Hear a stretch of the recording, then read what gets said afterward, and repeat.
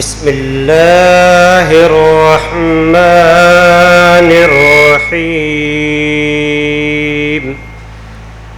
اقرأ باسم ربك الذي خلق خلق الإنسان من علق اقرأ وربك الأكرم الذي علم بالقلم علم الإنسان ما لم يعلم صدق الله العظيم. जज़ाकल्ला. सिंधी ॿोलीअ जो बाख़्तियार इदारो 30 सालनि खां पंहिंजे हर मकतबे फ़िक्र खे सिंधी ॿोलीअ जी सिख्या लाइ उत्साह ॾींदो रहियो आहे ऐं ख़ासि तौर ते जेके असांजा बुनियादी कम आहिनि उहे आहिनि सिंधी ॿोलीअ जी तरक़ी, सिंधी ॿोलीअ जी वाधवी जे लाइ कमु करणु ऐं सभ खां वॾी ॻाल्हि सिंधी ॿोलीअ जो दुरुस्त इस्तेमालु. तव्हांखे पाण ख़बर आहे त असां हिकु अहिड़े समाज में रहूं था जेको ॿोलियुनि जे हवाले सां घणो रोखो समाज आहे ऐं उन में केतिरा ई ॿोलियुनि ॻाल्हाईंदड़ माण्हू आहिनि ऐं कुदरती तौर ते ईअं थिए थो त हर ॿोलीअ जो असरु ॿोलीअ ते पवे थो, पर ईअं जेकॾहिं तमामु घणो थो थिए त ॿोलीअ जी जेका ख़ासियत आहे, ॿोलीअ जी जेका असलियत ऐं सूंहं तमामु घणी मुतासिर थिए थी. ऐं ख़ासि तौर ते जॾहिं असां ॿारनि खे सिख्या ॾियूं था त उन वक़्तु इंतिहाई ज़रूरी आहे उस्तादनि जे लाइ त हू पंहिंजी ॿोलीअ खे बहितर खां बहितर कनि ऐं सिख्या जे इन अमल खे जारी रखनि, जेको असांजो बुनियादी मक़सदु आहे. वर्कशॉप जे मक़सद ऐं आजाइण जे लाइ मां गुज़ारिश कंदसि इदारे जे चेयरमैन डॉक्टर इसाक समेजा साहब खे त हू हिते अची अॼु जे प्रोग्राम जे हवाले सां जेके असांजा बुनियादी मक़सद उन्हनि ते रोशनी विझंदा. सभ खां पहिरीं मुख़्तलिफ़ स्कूलनि सां वाबस्ता निहायत मोज़िज़ उस्ताद साहिबान ऐं तमामु घणा सीनियर उस्ताद उन में शामिल आहिनि. इतफ़ाक़ इहो आहे त स्टेज ते वेठल सभु माण्हू बि उस्ताद ई आहिनि, तंहिं करे असां सभु तव्हांजे क़बीले मां आहियूं. असां में को बि ऑफिसर न आहे या को बि जेकॾहिं कंहिं जाइ ते वेठो आहे त हू आयो उन ई पेशे मां आहे जेको पेशो तव्हांजे हथनि में आहे, जंहिंखे तव्हां संभाले रहिया आहियो. अदी नुसरत ऐं प्यारो इदरीस जतोई, अदी शबनम ऐं हाल में वेठल तव्हां सभु मौज़िज़ साथियो. मां सम्झां थो सिंधी ॿोली जो बाख़्तियार दारो अहिड़ो आहे जंहिंमां तव्हां मां अक्सर माण्हू पहिरियों दफ़ो हुन में दाख़िल थिया हूंदा ऐं जेकॾहिं ईअं आहे त तव्हां सभिनी खे भलीकार. असांजो कमु ऐं तव्हांजो कमु थोरे फ़र्क़ सां साॻियो आहे. तव्हां असुल में जेका तालीम या सिख्या या तरबियत शागिर्दनि खे सालनि खां ॾेई रहिया आहियो मुख़्तलिफ़ शकिलुनि में, उन ख़ासि ॿोलीअ जी तरक़ी, उन जो वाहिपो ऐं उन जो जेका तदरीस आहे उनखे हथी वठाइण लाइ हीउ इदारो क़ाइमु थियो, सिंध हुकूमत क़ाइमु कयो. ऐं उन में जेको सभ खां वॾो ऐं अहम कमु या ज़िमेदारी असांजे हवाले हुई सा इहा हुई त स्कूलनि अंदरि जेका तालीम ॾिनी थी वञे ख़ासि तौर ते सिंधी ॿोलीअ में, उन जे मयार खे ॾिसूं, उन्हनि स्कूलनि जी मदद करियूं त उहे वधीक बहितर नमूने सां सिंधी पढ़ाइनि ऐं गॾोगॾु उहे उस्ताद जेके इहा अहम ज़िमेदारी अदा करे रहिया आहिनि, जेकॾहिं उन्हनि सां के मसइला आहिनि ऐं उहे ज़रा मुख़्तलिफ़ नोयतुनि जा हूंदा ऐं तव्हांखे घुराइण जो मतिलबु इहो आहे त उहे मसइला असां सम्झूं त मसइला आहिनि कहिड़ा ऐं उन में जेका तव्हांजी मदद करे सघूं उहा कयूं, त उन्हनि मसइलनि खे हल करण में असां तव्हांजी मदद करियूं त जीअं तव्हां वधीक बहितर ऐं मयारी सिंधी पढ़ाए सघो. हाणे जेसीं ताईं पढ़ाइण जो मसइलो आहे उहो ॿिनि शयुनि सां वाबस्ता आहे. हिकिड़ो उस्ताद जी पंहिंजी तालीम, उन जी पंहिंजी अहलियत, उन जो पंहिंजो स्किल या क़ाबिलियत उन ॿोलीअ में, ऐं ॿियो उहो ख़ासि माहौल या मदद जेका स्कूल करे रहियो आहे. ज़रा ख़ानगी स्कूलनि जे मसइलनि जी थोरी घणी ख़बर असांखे बि आहे, पर तव्हां त उहो जेको सिपाही मैदान में बीठो हूंदो आहे उनखे वधीक ख़बर हूंदी आहे त हुन सां मसइला कहिड़ा आहिनि, उहो जंग छो हाराए रहियो आहे ऐं उहो जंग छो खटे रहियो आहे. त हीअ जेका ख़ानगी स्कूलनि में असांजी जेका थुलियल खे हिकिड़ी सम्झ या उन बाबति आगाही आहे त अलाए छो महसूसु ईअं थिए थो त सिंधी ॿोलीअ जी जंग जेका ख़ानगी स्कूलनि में विड़ी पई वञे उहा असां खटे न पिया सघूं. उनजो सबबु या उनखे कीअं वेरीफाई कयूं या कीअं उनजे बारे में इहा राय क़ाइमु थी आहे त उहे ॿार जेके ख़ानगी स्कूलनि मां या इन्हनि प्राइवेट स्कूलनि मां पढ़ी घरनि में अचनि था, ॾिसूं था उहे सिंधी ॻाल्हाइनि ई नथा। ॾिसूं था उहे जेकॾहिं सिंधीअ में जुमिलो लिखनि था उहो दुरुस्त न आहे। ॾिसूं था का अख़बार पढ़नि था त ग़लतियूं कनि था। उनजी भेट में जॾहिं अंग्रेज़ी पढ़नि था त उन में उन्हनि जो मयार बहितर आहे। मज़े जी ॻाल्हि इहा थी आहे त सरकारी स्कूलनि जी अंग्रेज़ी ख़राबु आहे, ख़ानगी स्कूलनि जी सिंधी ख़राबु आहे। हाणे ॿ मुख़्तलिफ़ तालीम जा फोरम आहिनि, जायूं आहिनि, जिन में हिकिड़े हंध ते हिकिड़ी ॿोलीअ जी तरक़ीअ लाइ ख़र्च थी रहियो आहे, तरबियत थी रही आहे, इदारो महिनत करे रहियो आहे, सरकार दिलचस्पी वठी रही आहे, ऐं ॿिए फोरम ते ॿी ॿोली जी तरक़ी थी रही आहे। ॿिनि अलॻि रुखनि में समाज वञी रहियो आहे। ॿ उबतड़ायूं आहिनि जेके असां सभु गॾिजी सॼी ॾिसी रहिया आहियूं, महसूसु करे रहिया आहियूं। ऐं हैरत जी ॻाल्हि इहा आहे त ख़ुदि इन कल्चर या इन रुझान एॾी घणी मशहूरी हासिलु कई आहे या उनजो एतिरो दबाव आहे जो असां ख़ुदि सरकारी स्कूलनि जा उस्ताद बि पंहिंजा ॿार ख़ानगी स्कूलनि में पढ़ाइण ते मजबूर आहियूं। तोड़े जो असां सभु जेके वेठा आहियूं हिन हाल में, मां पुछां तव्हां मां ख़ुदि ख़ानगी स्कूलनि जा पढ़ियल उस्ताद केतिरा आहिनि? हथ मथे खणी सघो था जेके पढ़िया ई ख़ानगी स्कूल में आहे, सरकारी स्कूल मां न आहिनि आया? 1 2 3 4 8 10 तव्हां सभु सरकारी स्कूलनि वारा ख़ानगी स्कूलनि वारनि खे पढ़ाए रहिया आहियो। अच्छा, असां जेके स्टेज ते वेठा आहियूं सभु आहियूं जेके सरकारी स्कूल मां आया आहियूं। तव्हां असेंबली, सेनेट, कोर्टूं, अदीब, सहाफ़ी, मशहूरु तरीन माण्हुनि जेके तव्हां वेरीफाई कयो, उनजी डेटा ॾिसो वञे त उहे कहिड़े स्कूल मां पढ़ी आया आहिनि। सभिनी खे छॾे ॾियो, हिन मुल्क जा वज़ीर आज़म, हिन मुल्क जा chief of army staff, chief justice, उन्हनि जी डेटा हथु कयो ऐं मूंखे ॿुधायो त ख़ानगी स्कूलनि मां घणा पढ़ियल आहिनि। ऐं ईअं छो आहे त जंहिं स्कूल खे असां मयार सम्झी पंहिंजा ॿार दाख़िल करे रहिया आहियूं, उन मां निकिरंदड़ अक्सरियत ॿारनि जी समाज में कंहिं वॾे उहिदे, कंहिं वॾी पोज़ीशन, कंहिं रोल मॉडल बणिजण जे अहल त आहे कोन। ॿ नंढा माण्हू ॿुधायां थो मां तव्हांखे, नंढा माण्हू त ख़ैर कतई न आहिनि, इन माना में चवां थो त असांजे तबिके मां आहिनि। हिकिड़ो अब्दुल सत्तार ईदी, हिकिड़ो डॉक्टर अदीब रिज़वी। इन जहिड़ा माण्हू हिन पाकिस्तान जी तारीख़ में पैदा ई न आहिनि थिया, एॾा वॾा माण्हू। तव्हां उन्हनि जी डेटा वठी वठो किथे पढ़िया आहिनि भला। उहे स्कूल जेके लख लख रुपया फ़ी वठनि था महीने ते, उहे छो हिकिड़ो अदीब रिज़वी न पिया पैदा करे सघनि? अंग्रेज़ी त ज़बरदस्त आहे। स्कूल में घणो त एनवायरमेंट अहिड़ो आहे जो लॻे ईअं थो त को जन्नत आहे, को ही के ॿी दुनिया में दाख़िल थी विया आहियूं, को ॿियो मुल्क अची वियो आहे। जीअं बहरिया टाउन में हलंदा आहियूं पाण त लॻंदो आहे हीअ शायदि कंहिं ॿिए मुल्क जे हिसे में दाख़िल थी विया आहियूं। त ही हिकिड़ा अहिड़ा स्कूल आहिनि जेके माहौल ते त तमामु घणो ख़र्च करे रहिया आहिनि, पर जेको नुक़सानु करे रहिया आहिनि सो इहो आहे त ॿार जूं जेके जड़ूं आहिनि या पाड़ूं आहिनि उहे कटे रहिया आहिनि। ॿार जी जेका जड़ आहे न, ॾिसो तव्हां असां सभु इन करे हिक ॿिए सां खुली ॻाल्हाए सघूं था, छाकाणि त असां हिक ॿिए जी ॻाल्हि सम्झी सघूं था। जे तव्हां मुंहिंजी ॻाल्हि सम्झी न सघंदव या तव्हांखे हीअ ॿोली न ईंदी जंहिंमें मां ॻाल्हाए रहियो आहियां, त तव्हांखे शायदि उन ॻाल्हि जी जेका हिसासियत आहे उनजी ख़बर बि न पवंदी। शेख़याल जो शेर आहे, पंहिंजी ॿोलीअ में मियां जे तूं चवंदे माउ, तोखे अहिड़ो साव ॾींदी ॿी ॿोली किथे। जॾहिं असां अमड़ या अमा चऊं था न या माउ चऊं था त इन लफ़्ज़, इहो रुॻो लफ़्ज़ न आहे, इन लफ़्ज़ सां अलाए केतिरा अहसास ॻंढियल आहिनि। इन लफ़्ज़ जे पुठियां उहो आवाज़ु बीठो आहे जंहिं सभ खां पहिरियों भेरो तव्हांजे कननि में जेको गूंजो, जेको जंहिं तव्हांजे पहिरियों भेरो अमा चवण ते तमामु घणी ख़ुशी महसूसु कई, तव्हांजी पहिरीं विख खणण ते उनखे लॻो त इन खां वॾो ॾींहुं हुन जी ज़िंदगी में आयो न आहे।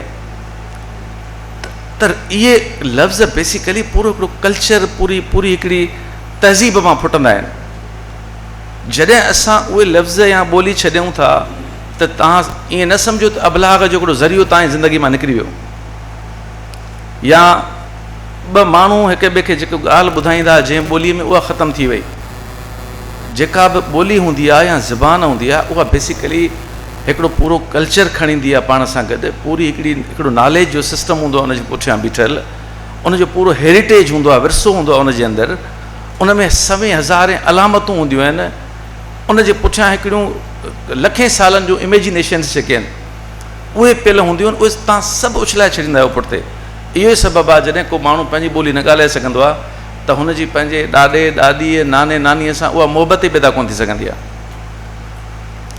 हुनखे वण गुल पखीअ जी ख़बर ई न हूंदी आहे, हुन लाइ सभु पखी बराबरि आहिनि, सभु परिंदे आहिनि, सभु बर्ड्स आहिनि, हुनखे तोते कबरीअ जे विच जे फ़र्क़ जी ख़बर ई न आहे। तंहिं करे ॿोली ज़मीन मां फुटंदी आहे। मोबाइल त बंदि आहे, पंहिंजो वटायो सारी। हाणे जेको इहो ॿोलीअ सां जो रिश्तो ऐं तालुक़ु आहे, जेसीं ताईं असां इनखे नथा सम्झूं तेसीं ताईं लॻे ईअं थो त असां हिकिड़ो सब्जेक्ट पढ़ाए रहिया आहियूं। ऐं बदकिस्मती इहा आहे त हीउ जेको असां ख़ानगी स्कूलनि में सिंधी पढ़ाए रहिया आहियूं उहो सब्जेक्ट पढ़ाए रहिया आहियूं, ॿोली नथा पढ़ायूं। ॿोली त ईअं पढ़ाइणु खपे जीअं अंग्रेजी पढ़ाईंदा आहियो तव्हां उते उन स्कूल में।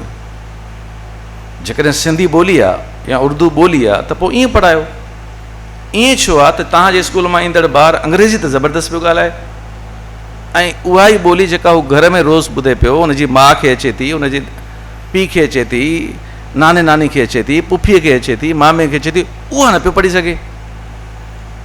उन में हुनखे को मसइलो थी रहियो आहे। इन करे मसइलो थी रहियो आहे त तव्हां जेके उस्ताद आहियो, तव्हांजा मसइला ॿुधंदासीं असां, माना तव्हांखे पूरो टाइम ॾींदासीं ऐं चाहींदासीं त तव्हां बि ॻाल्हायो, माना असां तव्हांखे ॿुधण जे लाइ तव्हांखे गॾु कयो आहे त ॾिसूं त तव्हां सां तकलीफ़ ऐं परेशानी आहे कहिड़ी, आख़िर उहा कहिड़ी ख़ासि रुकावट आहे, रंडक आहे, मुश्किल आहे, ॾुखियाई आहे, जंहिंजे करे तव्हां पढ़ियल बि आहियो, तव्हां नेक नियत बि आहियो, तव्हां क्लास बि वठो था, तव्हां ॿारनि खां टेस्ट बि वठो था, कोशिशि बि कयो पिया हू ॿोली सिखे, पोइ बि जो उहो न पियो सिखी सघे या उन मयार जी न पियो सिखी सघे त ज़ाहिर किथे न किथे का खोट त ज़रूरु आहे, किथे न का परेशानी त ज़रूरु आहे। उन परेशानी खे गॾिजी ॻोल्हियूं ऐं गॾिजी हल कयूं। ऐं जेसीं ताईं असांजो रवैयो सब्जेक्ट खां बदिलिजी उन तरफ़ हिकिड़े हेरिटेज वारो न थींदो, हिकिड़े विरसे वारो न थींदो। हे ईअं आहे न त असांखे असांजी माउ खे उनजी माउ ॾिनी ॿोली, असांखे असांजी माउ ॾिनी, हाणे जिते असां बीठा आहियूं उते असांजो ॿारु असांजे हथनि मां निकिरी रहियो आहे। असां पंहिंजे ॿार खे उहा ॿोली मुंतक़िल न पिया करे सघूं, चऊं पिया टीवी अची वई आहे, मोबाइल अची वई आहे, पोइ स्कूल नथा पढ़ाइनि, समाज में न पई हले असांजी ॿोली। अच्छा, ॿियो स्टेटस कोन थो ठहे, ॿार खे अंग्रेजी नथी अचे त नौकिरी कोन मिलंदसि, समाज में इज़त कोन मिलंदसि, छो त अंग्रेज़ी में मिलंदी, जॾहिं सुठी ॻाल्हाईंदो। अच्छा, अंग्रेज़ी ॿेड़ी हुजे जंहिं महिल जो एक्सेंट सुठो हुजे, असांजे ॿार जो एक्सेंट ॻोठाणो आहे। तव्हां कॾहिं चाइनीज़ खे अंग्रेज़ी ॻाल्हाईंदे ॿुधो आहे? अरबन खे ॿुधो आहे तव्हां कीअं ॻाल्हाईंदा आहिनि? सुठो हूंदो एक्सेंट हुननि जो। तव्हां ॿुधो तुर्कनि खे, ॿुधो ईरानियुनि खे, ॿुधो जर्मननि खे, ॿुधो रशियन्स खे, कंहिंखे बि इहा ॻणती न आहे त हुनजो एक्सेंट सुठो या ख़राबु आहे। ॾिसो, शर्म जी ॻाल्हि त इहा आहे त तव्हांखे सिंधी हूंदे सिंधी न अचे। इन में शर्म जी कहिड़ी ॻाल्हि आहे त असांखे अंग्रेज़ी नथी अचे या अचे थी त असांजो एक्सेंट ख़राबु आहे।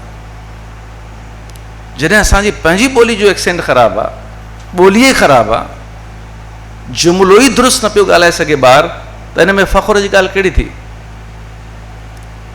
इहा उहा ख़ासि ॻाल्हि आहे जंहिं तरफ़ असांजो जेकॾहिं ध्यानु न वियो ऐं असां हिनखे सब्जेक्ट तौरु पढ़ाईंदा रहियासीं त यादि रखणु घुरिजे त हीअ जेका तव्हांजे अबनि ॾाढनि हज़ारनि सालनि खां पाण थोरो बि टाइम ॿधूं त मोहन जे दड़े खां त शुरू करे सघूं था न सिंधी ॿोली खे, पोइ हिते नथा वञूं, अलाए पुठिते छा हो ख़बर न आहे।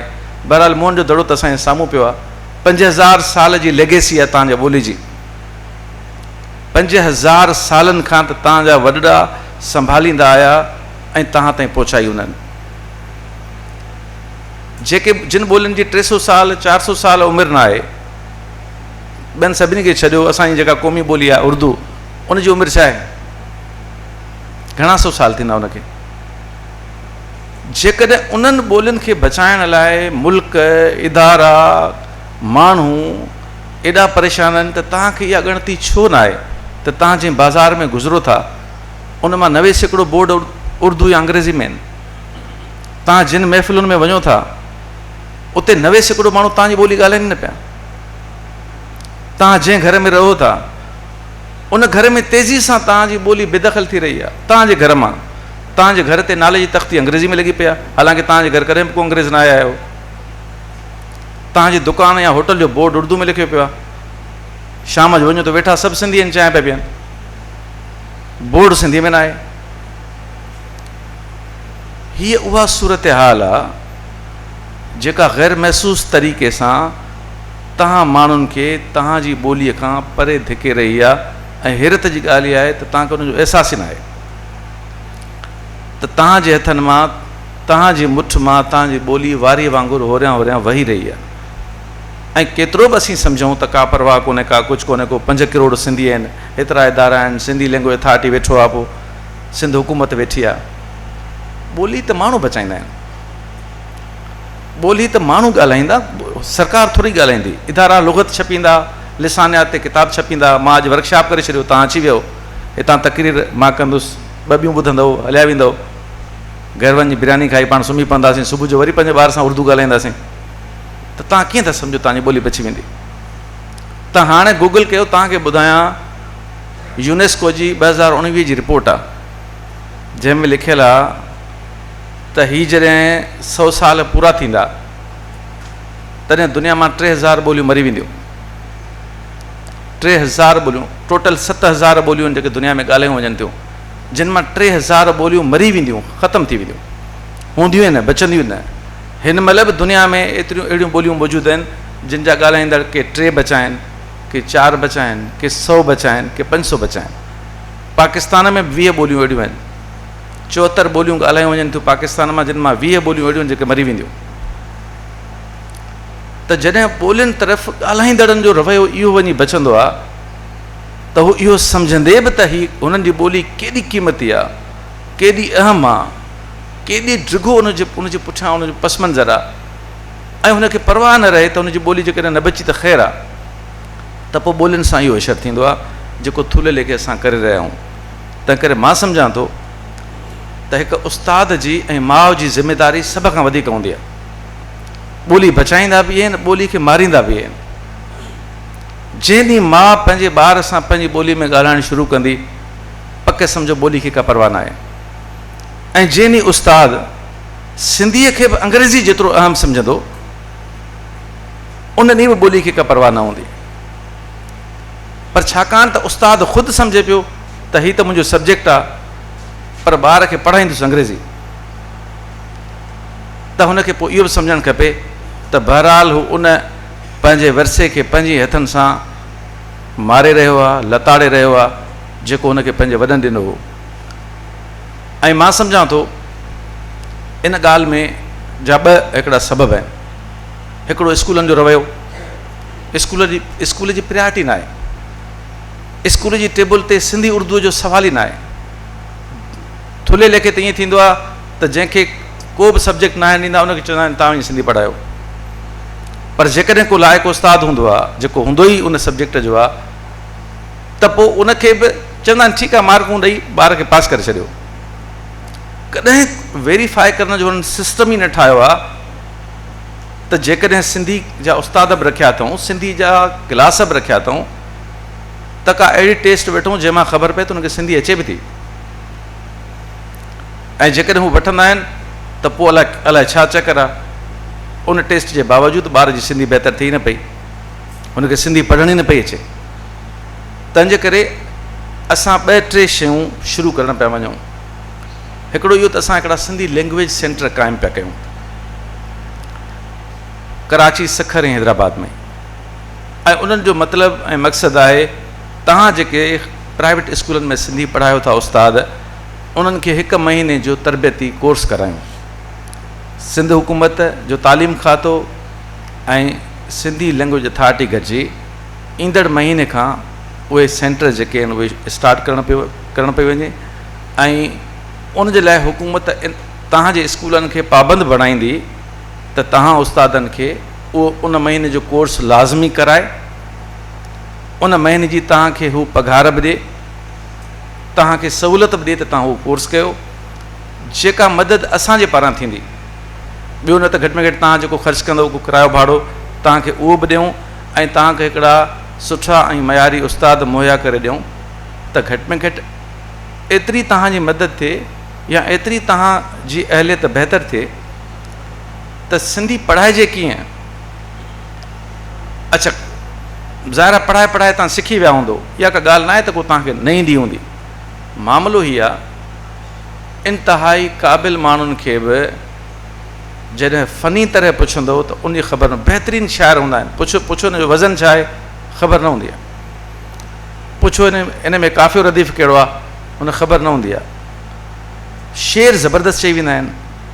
ईअं तमामु घणा लाइक़ उस्तादनि पढ़ाए ज़बरदस्त सघनि था, पर पढ़ाइणु थींदो छा आहे जेकॾहिं इहो पुछिबो इन जे बारे में ॿुधाए न सघंदा। तंहिं करे असां तव्हांजी जेका तरबियत शुरू करणु पिया वञूं महीने खां पोइ, उनजो मतिलबु इहो हूंदो त उस्ताद खे इहा बि ख़बर हुजे त पढ़ाइबो आहे कीअं, पढ़ाई खे विराइबो कीअं आहे, पहिरीं छा पढ़ाइजे, पोइ छा पढ़ाइजे, पोइ छा पढ़ाइजे, त जीअं ॿार जी जेका शख़्सियत आहे उन ॿोलीअ खे वेझे पवे, उनखे सम्झणु शुरू करे। त ज़ाहिर इहो बाद जो मरहलो आहे, पर असां तव्हांजी हर मुमकिन मदद करणु चाहियूं था तव्हांजे पढ़ाइण जे मद ऐं सिलसिले में। आमतौर ते ख़ानगी स्कूलनि जे उस्तादनि खे चवंदा आहिनि इहो स्कूलनि जो आहे, कुटुंब इन सां असांजो वास्तो कोन्हे, असांजो वास्तो सरकारी स्कूलनि सां आहे। पर हाणे असां चाहियूं था त ख़ुदि तव्हांखे बि असां पंहिंजे कुटुंब में फैमिली में शामिलु कयूं, छो त तव्हां बि उस्ताद ई आहियो, तव्हां बि उन्हनि जे ई बराबरि आहियो ऐं तव्हांजो स्किल केतिरनि मामलनि में उन्हनि खां बहितरु आहे। पर बदकिस्मती इहा आहे त जेका ॿोली तव्हां सेखारे रहिया आहियो उहा उन मयार ते मुंतक़िल न थी रही आहे, उन दर्जे ते उनजो असरु नथो नज़र अचे। हिकिड़ी ॻाल्हि मां रुॻो वेंदे वेंदे करणु चाहींदुसि, अक्सर ॿुधण में ईंदो आहे, असां त ॾिठा आहिनि केतिरा ई वाक़िया। कुझु महीना पहिरीं मुंहिंजे कंहिं दोस्त मूंखे इहा ॻाल्हि ॿुधाई, उहो मूंसां सिंधी शोबे में पढ़ाईंदो रहियो आहे। उन ॿुधायो त उनजी नंढड़ीअ खां स्कूल में रोज़ जेका मिस हुई, तव्हां जहिड़ी का मिस हूंदी, उहा पैसा खसे वेंदी आहे। बाबा पैसा छो थी खसे मिस, ख़बर न आहे। ॿार रोज़ चए मां अॼु शइ खाधी कोन, पैसा खसे वई मिस। हिकु दफ़ो, ॿ दफ़ा, 3 दफ़ा नेठि हुन चयो, मां बसि पुछां छा मसइलो आहे। उन वञी पुछो, बाबा छा मसइलो आहे? हुन चयो तव्हांजी छोकिरी सिंधी थी ॻाल्हाए स्कूल में, सिंधी ॻाल्हाइण ते फाइन आहे। तव्हां तसवुरु कयो, ईअं बि कॾहिं थियो आहे त पंहिंजी धरतीअ ते पंजनी माण्हुनि जे विच में जंहिं स्कूल में सिंधीअ जो उस्ताद बि हुजे उते सिंधी ॻाल्हाइण ते फाइन हुजे? माना इन खां वधीक का शर्मनाक ॻाल्हि थी सघे थी? ऐं कॾहिं असां इन सवाल खे उथारियो आहे, पुछियो आहे त ईअं छो आहे? ॿोली सेखारणु तव्हांखे बि ख़बर आहे त 6 महीननि जो कमु आहे, भला साल जो कमु हूंदो ॿियो इन जे लाइ को सॼी ज़िंदगी त न खपे। 6 महीननि में जॾहिं तव्हां हुनखे अंग्रेज़ी सेखारे छॾी त बाबा हुनखे इन क़ैद मां कढो न, इन पिंजरे मां ॿाहिरि कढो न ॿार खे, पोइ हुनखे आज़ादी ॾियो न, पंहिंजी मर्ज़ी जी ॿोली ॻाल्हाए, पंहिंजी माउ जी ॿोली ॻाल्हाए। त तव्हां रुॻो अंग्रेज़ी सेखारण जे चकर में हुनखे तव्हां एॾो सोढ़ो पिया कयो त हू जेकॾहिं पंहिंजे घर जी ॿोली, पंहिंजे पीउ माउ जी ॿोली ॻाल्हाईंदो त तव्हां हुन ते ॾंड विझंदो। ताज़ो असांजो हिकिड़ो कराची में इवेंट थियो, अदी रफ़िया मला करायो हुयो। उन में वसतुल्ला ख़ान, तव्हां ॿुधो आहे, मशहूरु सहाफ़ी आहे पाकिस्तान जो। उन चयो त मां लंडन में रहंदोसि, हुते मुंहिंजा ॿार पढ़ंदा हुआ कंहिं स्कूल में, त उनजी प्रिंसिपल मूंखे घुरायो। उन मूंखे पुछियो तव्हांजे घर जी ॿोली कहिड़ी आहे? त मूं चयो उर्दू। त चई तव्हां महिरबानी करे पंहिंजे ॿार सां उर्दू ई ॻाल्हाइजो, कॾहिं बि अंग्रेज़ी न ॻाल्हाइजो। अंग्रेज़ी सेखारणु असांजो कमु आहे ऐं अंग्रेज़ी ॿार बहरहाल सिखी ई वेंदो आहे। तंहिं करे जेका ॿोली तव्हां तव्हांजी या पंहिंजे घर जी हिन खे उन सां महिरबानी करे हिन जो रिश्तो ख़तमु न कजो, छाकाणि त उन में जेको साव आहे, पंहिंजाइप आहे, ख़ुशबू आहे, उहा ज़ाहिर धारी ॿोली में थी कोन थी सघे। ऐं तमामु वॾी ॾाहप हूंदी आहे, अकुलु हूंदो आहे, सम्झ हूंदी आहे, जेका फ़क़ति उन ॿोली में हूंदी आहे जंहिं ॿोली में ॿारु ॼाओ आहे। तव्हां जॾहिं हुन खां उहा ॿोली खसियो था तॾहिं हुन खां उहा समूरी सम्झ, ॾाहप, वॾनि जो वरसो, क़दुर सभु खसे छॾींदा आहियो। इन जे करे असांखे पंहिंजे ॿार खे, पंहिंजे शागिर्द खे उन कल्चर सां ॻंढे रखिणो आहे। असांखे अलाए इहा ॻाल्हि कंहिं सम्झाई आहे त जेकॾहिं हू अंग्रेज़ी ॻाल्हाईंदो त तरक़ी कंदो ऐं सिंधी ॻाल्हाईंदो त पोइ त रहिजी वेंदो। ईराननि खे त कंहिं कोन रोकियो, फारसी ॻाल्हाइनि पिया, तरक़ी कनि पिया। तुर्की ॻाल्हाइनि पिया, तरक़ी कनि पिया। फ्रेंच ॻाल्हाइनि पिया। तव्हां वञो कॾहिं फ्रांस, जेकॾहिं तव्हां मां कंहिंखे मौक़ो मिलियो आहे, हुनखे अंग्रेज़ी ईंदी आहे, तव्हां सवाल कयो, तव्हां सां ॻाल्हाईंदा कोन। हू सम्झंदा आहिनि तव्हांजी ॻाल्हि, अंग्रेज़ी में जवाबु कोन ॾींदा, चवंदा फ्रेंच ॻाल्हायो। तव्हां तुर्की हलिया वञो, सवाल ई पैदा न आहे को तुर्क तव्हां अंग्रेज़ी ॻाल्हाए, मुमकिन न आहे। अरब त पाण खे ख़बर आहे हुनखे अंग्रेज़ी केतिरी थी अचे। जॾहिं उन्हनि खे पंहिंजी ॿोली ॻाल्हाईंदे दुनिया न रोकियो तरक़ी करण खां, त तव्हां कीअं पिया सम्झो त तव्हांजो ॿारु रहिजी वेंदो, जे ॾाहो आहे, अकुलमंद आहे, समझदार आहे ऐं क़ाबिल आहे, त पंहिंजी ॿोली छॾे तरक़ी करे वेंदो, इहो तव्हांखे कंहिं ॿुधायो आहे? सो महिरबानी करे सभ खां पहिरीं पंहिंजो रवैयो ठीकु कयो पंहिंजी ॿोली तरफ़। तव्हां में इहो एतमाद हुजणु खपे त तव्हांजो ॿारु सिंधी सिखंदो त वधीक बहितर परफॉर्म कंदो। मां तव्हांखे शुरू में मिसाल ॾिना त को बि अदीब रिज़वी त कंहिं प्राइवेट स्कूल पैदा कोन कयो आहे, को बि अब्दुल सत्तार ईदी त तव्हां पैदा कोन कयो आहे, त पोइ तव्हांखे छो इहा परेशानी आहे त तव्हांजो ॿारु तव्हांजी ॿोली खां कटिजी अज़ीम थींदो? मां सम्झां थो हिन मामले में असां इदारनि खां जेको वॾो किरदारु, असराइतो किरदारु, लाभाइतो किरदारु अदा करे सघो था, तव्हां उस्ताद करे सघो था। छो त उते तव्हां वेठा आहियो, असां ॿाहिरि वेठा आहियूं। असां हितां तव्हांजी मदद करे सघूं था, तव्हांखे मवाद ॾेई सघूं था, तव्हांखे तव्हांजे सुवालनि जा जवाब ॾेई सघूं था, तव्हांजे पारां सरकार ते, ख़ानगी स्कूल ते दॿाउ विझी सघूं था त तव्हांखे बराबरी जो दर्जो ॾियनि, तव्हांजी पघार बोतरी कनि, तव्हांखे का तकलीफ़ आहे त दूरि कनि, तव्हांजी ट्रेनिंग कराइनि, तव्हांखे कंहिं बि ॿिए क़ाबिल उस्ताद जी भेट में वधीक अहमियत ॾियनि, छो त तव्हां उन्हनि खे, उन्हनि ॿारनि खे पंहिंजे वतन जी ॿोली सेखारे रहिया आहियो। ऐं इहो कमु इन करे वधीक अहम आहे छाकाणि त तव्हांजी ॿोली ई तव्हांजो असुलु सुञाणप आहे। दुनिया में तव्हां जिते बि ईंदव, माण्हू तव्हांखे तव्हांजी ॿोली ॻाल्हाइण जे करे सुञाणंदा त तव्हां केरु आहियो। जेका शइ सभ खां वॾी शनाख़्त जीअं सुञाणप जी अलामत हुजे, तव्हांजे ॿारनि खां उहा खसी पई वञे ऐं उन स्कूल में जिते तव्हां पढ़ाए रहिया आहियो। तंहिंजे करे असांजी गुज़ारिश इहा आहे त उन मैदान ते, उन ग्राउंड ते इहा जंग तव्हां खटे सघो था, तव्हां खटाए सघो था पंहिंजी ॿोलीअ खे। जेकॾहिं तव्हां समझदारीअ सां, संजीदगीअ सां, ज़िमेदारीअ सां, ॾाहप सां ऐं हिकु सचे उस्ताद जी हैसियत सां इहो फ़र्ज़ु पंहिंजे हथ में खणंदव त मां नथो सम्झां त तव्हांजी ॿोली खे ख़तरो आहे, पर जेकॾहिं तव्हां ईअं हिकिड़े सब्जेक्ट तौरु पढ़ाईंदा रहंदव त यादि रखो सभ खां इहा पहिरीं इहा ॿोली तव्हांजे घर में मरंदी, उनखां पोइ तव्हांजे पाड़े में मरंदी, उनखां पोइ तव्हांजे शहर में मरंदी ऐं उनखां पोइ हिन दुनिया मां हली वेंदी। ऐं इहो ॾींहुं मां सम्झां थो असां सभिनी सिंधियुनि लाइ, सिंधी ॻाल्हाईंदड़नि लाइ सभ खां वॾो सानियो या हादिसो हूंदो, सभ खां वॾी करबला हूंदी।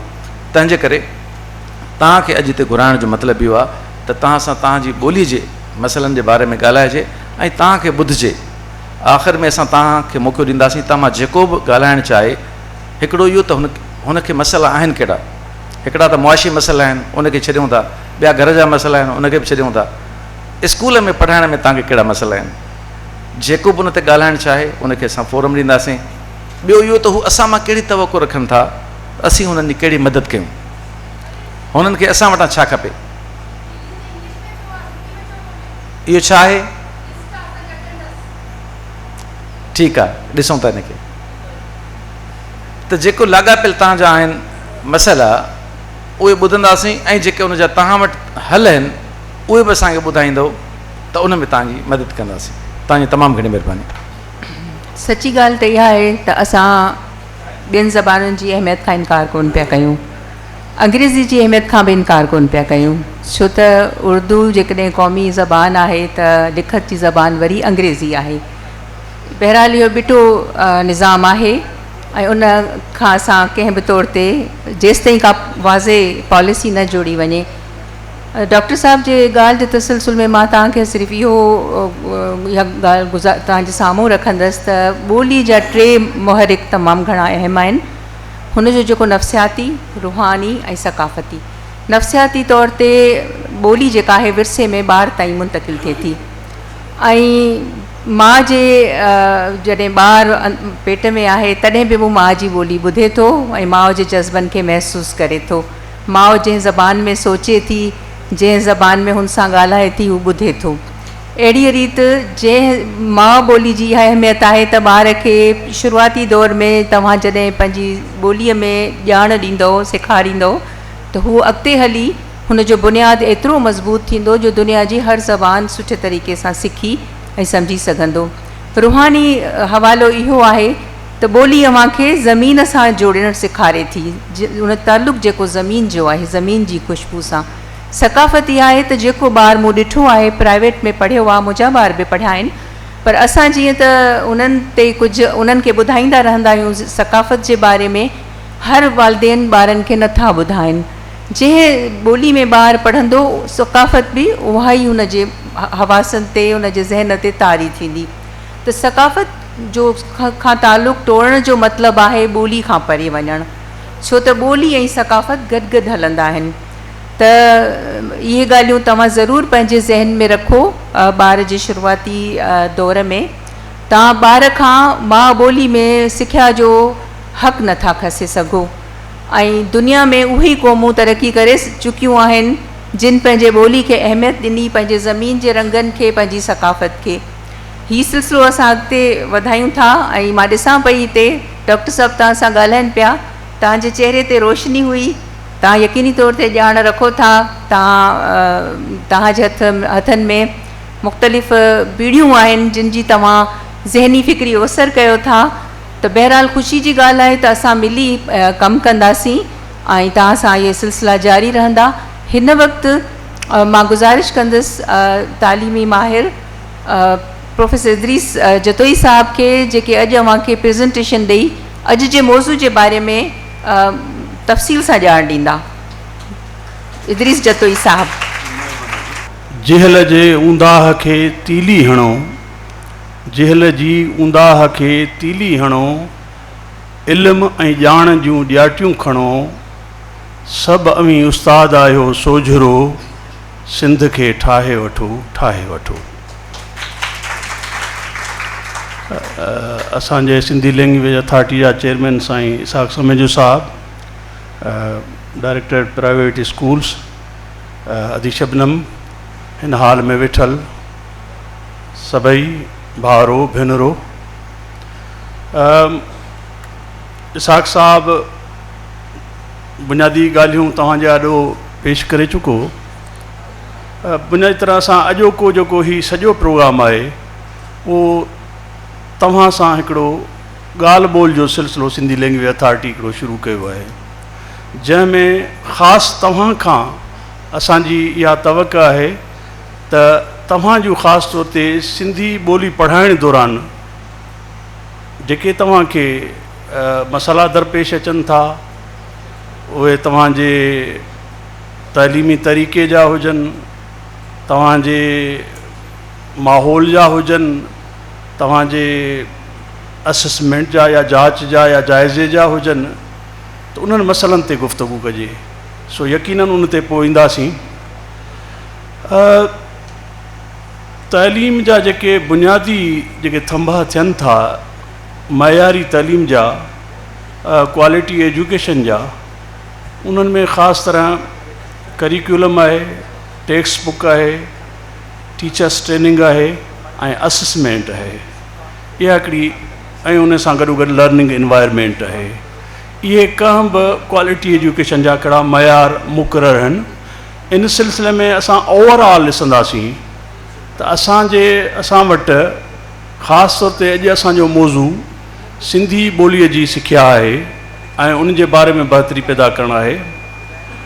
दुनिया जा सभई एजुकेशनिस्ट, यूनेस्को खां वठी उन जी बि रिसर्च आहे, दुनिया जे सभिनी एजुकेशनिस्ट जी रिसर्च आहे, इवन असांजे सूबे जे जेके तइलीमी ऐं ॿोली जा माहिर उन्हनि जी रिसर्च आहे। उहा रिसर्च ॿुधाए थी त ॿारु जेको पंहिंजी मादिरी ज़बान में सिखे थो त उन जा जेके कॉन्सेप्ट्स ऐं तसवर आहिनि उहे वधीक पुख़्ता ऐं सघारा थियनि था। सो असां मादिरी ज़बान, पोइ असांजे सूबे जे अंदरि जंहिंजी मादिरी ज़बान उर्दू आहे त उन्हनि जो उर्दू पढ़णु बेसिक, उन्हनि खे जेको आहे उर्दू में ई तालीम ॾियणु खपे जंहिंजी ज़बान उर्दू आहे, ऐं जिन जी ज़बान सिंधी आहे। ऐं ईअं असांजे पाकिस्तान जे ॿियनि सूबनि में जिन जी जेका ज़बान आहे, त मादिरी ज़बान जेकॾहिं ॿार खे असां न ॾींदासीं त ॿारु पढ़ी त वेंदो, हुन में ॿार में तव्हां सभु सम्झो था, टीचर आहियो, एजुकेशन सां वास्तो आहे तव्हांजो, त उनखे लैंग्वेज एक्विज़िशन जो वॾो पावर हूंदो आहे। ज़बानूं सिखण जी हुन में तमामु घणी सलाहियत मौजूदु हूंदी आहे, ॿियूं ज़बानूं बि सिखी सघे थो। पर तव्हां मदर टंग बेस सॼी दुनिया, ऐं ख़ासि तौर ते यूनेस्को त हिन में सॼी दुनिया जे मॉडल्स में रिसर्च कई आहे त मदर टंग बेस जेका एजुकेशन हूंदी, जेका मल्टीलैंग्वेलिज़म हूंदी, उहा वधीक पावरफुल हूंदी। मादिरी ज़बान जे बुनियाद ते जेतिरियूं तव्हां ज़बानूं सिखंदव, तव्हां भली सिखो, सिंधी सिखो, उर्दू बि सिखो, अॻिते हली अंग्रेज़ी बि सिखो, ॿियूं जेतिरियूं बि ज़बानूं सिखो, पर मदर टंग खे छॾे जेकॾहिं तव्हां का शइ सेखारींदो त उहा ॼण त हवा में हिकिड़ी शइ तमीर कंदो। जेकॾहिं उर्दू वारो ॿारु आहे जंहिंजी ज़बान मादिरी उर्दू आहे, जंहिंजी पश्तो आहे, जंहिंजी पंजाबी आहे, जंहिंजी बलोची आहे, का बि ज़बान उन्हनि जी पाकिस्तानी ज़बान आहे, जेकॾहिं उनखां उहा ज़बान तव्हां हटाए जेकॾहिं ॿियूं ज़बानूं तमीर कंदो त उहा दीवार या उहा इमारत सही तमीर न थी सघंदी। सो इन ते के बि ॿराया कोन्हनि, दुनिया जा बहितरीन एजुकेशनिस्ट, सॼी दुनिया इन ते मुतफ़िक़ आहे। सो असां एज़ ए एजुकेशनिस्ट, असांजा मुंहिंजे ख़्याल में स्कूलनि जा कुझु ओनर्स बि वेठा हूंदा, तव्हां टीचर्स बि वेठा आहियो। सो इन शइ खे हिकिड़ो इन नमूने सां बि तव्हां ॾिसंदव त ख़बर न आहे छो असां इन अहसास कमतरी में जेको आहे न, अञा ताईं जेको असां में इहा मौजूदु आहे त को असां ॿियूं ज़बानूं सिखण सां असां अॻिते वधी वेंदासीं, पंहिंजी मादिरी ज़बान सिखण सां असां पोइ ते हटी वेंदासीं। तव्हां ॾिसो त प्राइवेट स्कूलनि यकीनन हिकिड़ो फ़िलो आहे दुनिया में। बुनियादी education, basic education, primary education, उहा स्टेट जी रिस्पॉन्सिबिलिटी आहे। जिन खे असां सुधरियल मुल्क चऊं था, जिन खे असां डेवलप्ड कंट्रीज़ चऊं था, तव्हांखे ज़रूरु उन्हनि जी मालूमात हूंदी, तव्हां उनखे पढ़ी बि सघो था, ॾिसी बि जेके माण्हू आया हूंदा, त उते बि तव्हांखे UK हुजे, US हुजे, जेके बि दुनिया जा तव्हां वॾी कंट्रीज़ जा नाला वठो, उहे बेसिक एजुकेशन स्टेट जी रिस्पॉन्सिबिलिटी आहे। ऐं उते एतिरी प्राइवेटाइज़ेशन स्कूलनि जी न आहे बेसिक एजुकेशन में, हायर में बेशक आहे, पर असां वटि ठीकु आहे इंसिडेंटली असां 1/4 सिंध जे अंदरि स्कूल असां वटि हींअर प्राइवेट कंट्रीब्यूशन आहे, उहे कंट्रीब्यूट था कनि हिन जे एजुकेशन में। पाकिस्तान उन्हनि मुल्कनि में शामिल आहे जिन में ॿिए नंबर ते सॼी दुनिया में जेको आहे उहो आउट ऑफ स्कूल चिल्ड्रेन में आहे। असांजा अधु ते अधु ॿारड़ा स्कूलनि में मौजूदु न आहिनि। असांजा अधु ते अधु जेतिरा ॿारड़ा तव्हां उन में वॾो तइदादु नियाणियुनि जो आहे। इहा असांजे लाइ हिकिड़ी अफ़सोस जी ॻाल्हि आहे, असांजे मुल्क जे लाइ न, असां सभिनी जे लाइ। त हाणे जेकॾहिं तव्हां वटि जेके पढ़नि था उहे पब्लिक स्कूल में हुजनि, उहे प्राइवेट स्कूल में हुजनि, उहे ॿारड़ा असांजा आहिनि, असांजे क़ौम जा ॿारड़ा आहिनि। उन्हनि जी तामीर करणु, उनखे मयारी तइलीम ॾियणु असांजो बहसियत सोसाइटी जो सभिनी जो फ़र्ज़ु आहे। पॉलिसी लेवल ते को कंफ्यूजन कोन्हे। ऐं कुझु शयूं असां जेकॾहिं ॾिसंदासीं त बुनियादी तरह असां वटि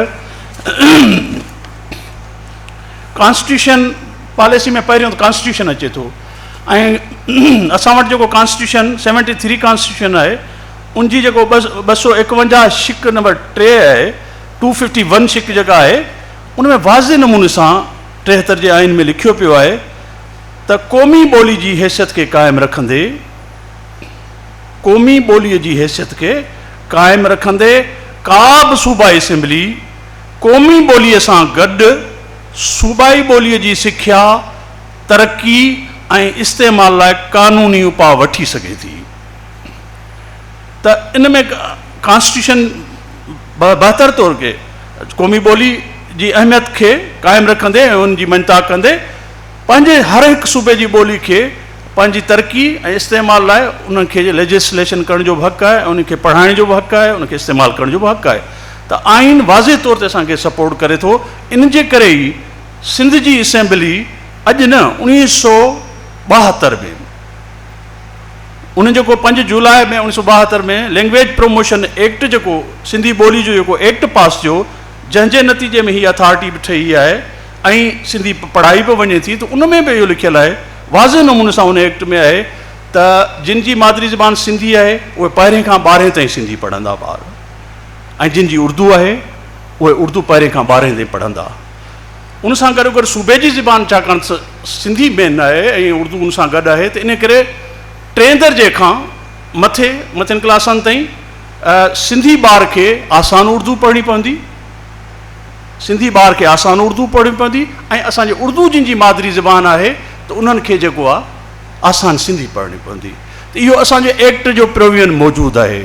ईअं ई बलोचिस्तान पंहिंजे लैंग्वेज प्रमोशन जो एक्ट ठाहियो आहे, ईअं ई ख़ैबर पख्तूनख्वा जी असेंबली जेको आहे उते 5 ज़बानुनि जे उन्हनि जे लैंग्वेज जे प्रमोशन जो उन्हनि बि एक्ट पास कयो आहे।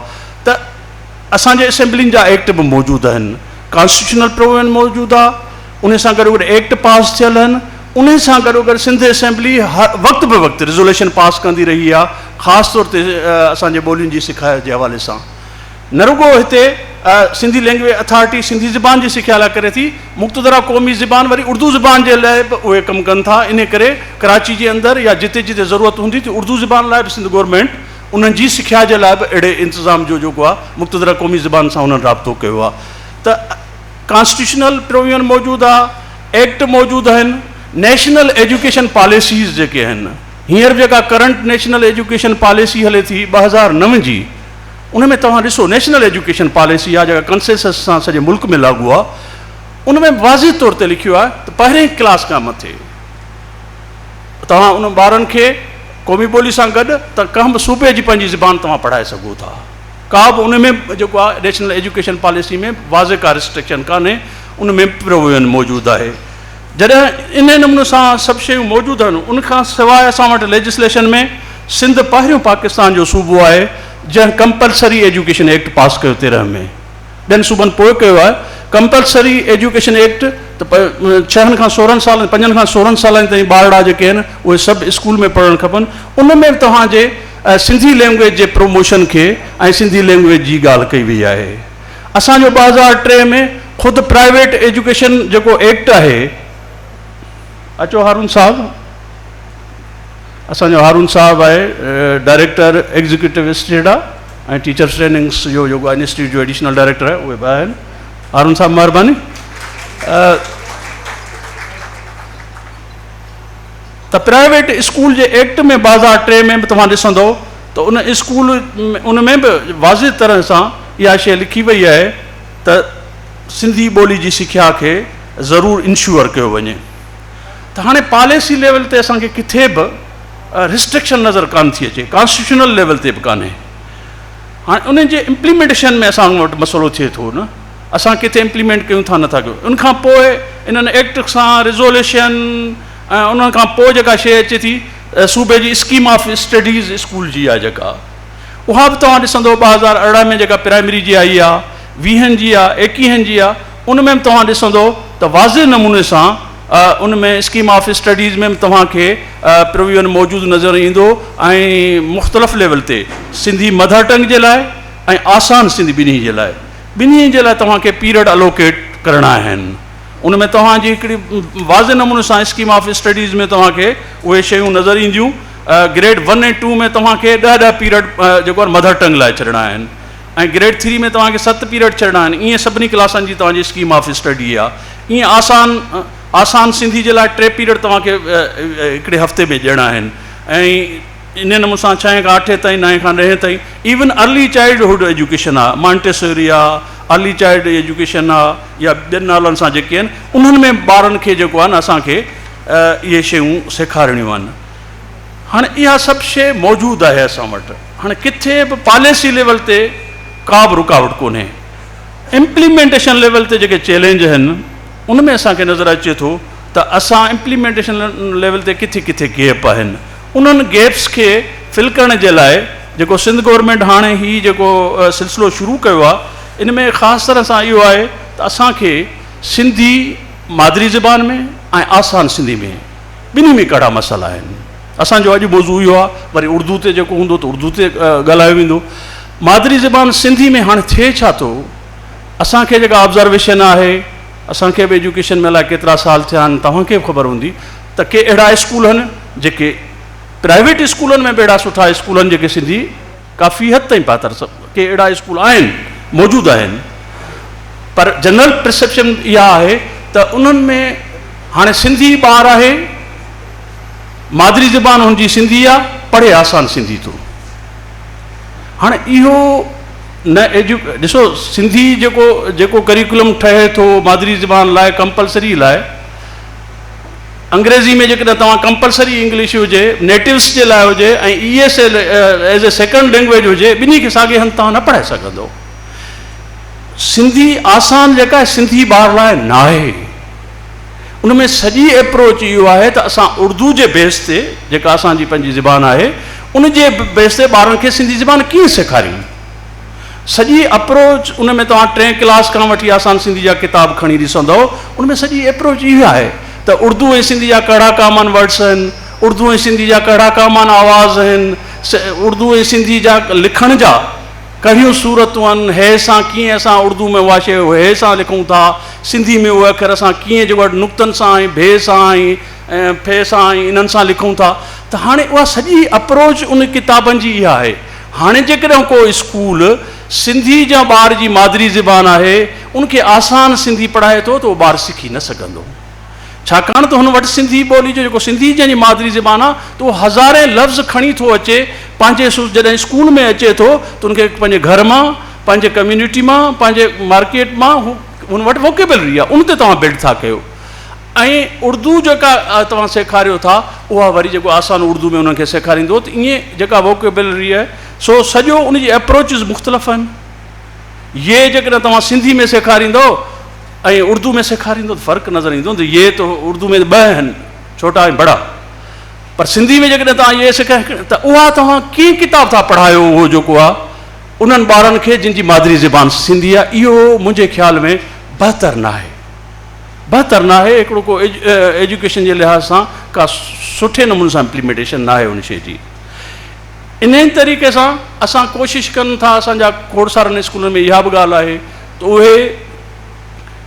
उहे आसान सिंधी, अच्छा ॿी वरी ॿिया किताब निकिता आहिनि हिकिड़ा मार्केट में, सवली सिंधी, ॾुखी सिंधी बि थींदी आहे, सवली बि थींदी आहे। हाणे सवली सिंधी वारनि रस्तो कहिड़ो त हिकिड़े आथर खे, हिकिड़े राइटर खे वठी 12 किताब लिखाए, हुननि चयो आहे त इहो वरी ॿिन्ही बीमारियुनि जो इलाजु आहे, आसान सिंधी जो बि आहे त वरी कंपलसरी सिंधी जो बि आहे। मूं ऑक्सफोर्ड वारनि खे हुनखे हेड खे चयो हिकिड़ो दफ़ो जॾहिं असां हिननि जे किताब खे रिव्यू कयो, हीअ छा था कयो तव्हां, हीअ गाबा वारा आहिनि, माशाल्लाह ठीकु आहे, उन्हनि काफ़ी कोशिशि कई आहे किताबनि ठाहिण जी, पर इन्हनि शयुनि खे हिकिड़ो माण्हू ॾिसे थो, हिकिड़ो माण्हू लिखे थो, हिकिड़ो माण्हू छपाए थो। पर उहे किताब जेके तव्हां वटि डॉक्टर नबी बख्श बलोच तयारु कया हुजनि, डॉक्टर ग़ुलाम अली अलाना तयारु कया हुजनि, मोहम्मद इब्राहिम जोए पब्लिक सेक्टर जा स्कूल में, उन्हनि में बि ख़ामियूं हूंदियूं, उन्हनि में बि गैप्स हूंदा, पर उन में अप्रोचिस जी ग़लती कान्हे। हाणे जेकॾहिं असां इसाक़ साहिब जेका ॻाल्हि कई त हाणे पंहिंजी ॿोली खे असां बहितर नमूने सां पढ़ाईंदासीं। जेकॾहिं असां पढ़ायूं अॼु मौसम सुठो आहे त तव्हां छा ख़्यालु आहे त या असां सिंधी या असांजी बि ख़ुदि रुगो मसइलो असांजे ॿियनि ॿोलियुनि ॻाल्हाइण वारनि जो न आहे, असां सिंधियुनि जो बि जेके शहर में रहूं था त उन्हनि जी ॿोली सां बि कुझु मसइलो दरपेश आहे, छाकाणि त हिकिड़े मल्टी लैंग्वेज मतिलबु सोसाइटी में रहिजे थो त उनजा असरात को मसइलो कोन्हे, उहे थियनि था, पर उनखे शौरी तौर ते बहितर करणु। अॼु मौसम सुठो आहे, मुंहिंजो दिलि मज़बूत आहे, मुंहिंजूं किताबूं मूं वटि आहिनि, असांजे स्कूल में 2 क्लासूं आहिनि, स्कूलनि में शागिर्दनि जी तादाद 40 आहे, हीउ अख़बार सुठो आहे, हैदराबाद जो शाही बाज़ार वॾो आहे, असां जूं स्कूलूं बंदि आहिनि। सभु जुमिला दुरुस्त आहिनि? छा ख़्यालु आहे? ग़लति आहिनि। हाणे इन्हनि शयुनि ते असां तवजो, इन में सॼो ॿोली जी व्याकरणी बीहक, ॿोली जो स्ट्रक्चर, ॿोली जा वाहिद जम, ॿोली जे हर ॿोली जा पंहिंजे पंहिंजे मिज़ाज मूजिबि उहे शयूं आहिनि। अॼु मौसम सुठो आहे, उर्दू में आज मौसम अच्छा है त ठीकु आहे, पर सिंधी में इहा ॻाल्हि अॼु मौसम सुठी आहे। मुंहिंजो दिलि मज़बूत आहे, उते दिलि भली मुज़किर हुजे, पर असां वटि मोनिस आहे, मुंहिंजी दिलि मज़बूत आहे। तुंहिंजूं किताबूं मूं वटि आहिनि, किताबूं जमा न थींदो, किताब किताब, तुंहिंजा किताब मूं वटि आहिनि। असांजे स्कूल में 2 क्लासूं आहिनि, क्लासूं न क्लास आहिनि। हीउ अख़बार सुठो आहे, हीअ अख़बार अच्छा आहे, उर्दू में त ठीकु आहे, पर उहो वरी सिंधी में जेको आहे हीअ अख़बार सुठी आहे।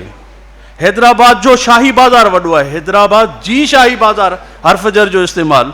असांजूं स्कूलूं बंदि आहिनि, चङा भला पढ़ियल लिखियल असांजूं स्कूलूं बंदि आहिनि, असांजूं स्कूलूं सुठियूं थी वियूं। असांजा स्कूल हाणे इन सभिनी जुमिलनि में इन क़िस्म जूं जेके शयूं अचनि थियूं, सो सिंधी ॿोली अथॉरिटी सम्झे थी त आसान सिंधी खे या लाज़मी सिंधी ॿिन्ही खे, सिंधी खे मादरी ज़बान तौर ते ऐं सिंधी खे ग़ैर मादरी ज़बान तौर ते मुयसरु सेखारण लाइ सिंधी ऐं उर्दू ॿोली जो जेको मिज़ाज आहे, व्याकरणी बीहक आहे, आवाज़ ऐं अखरनि जी हिकु जहिड़ाई अलॻि हुजण खे सम्झणो पवंदो। इन सिलसिले में त जीअं तव्हांखे सहूलियत थिए ऐं तव्हां वटि तजुर्बो आहे, तव्हां ट्रेनिंग आहे।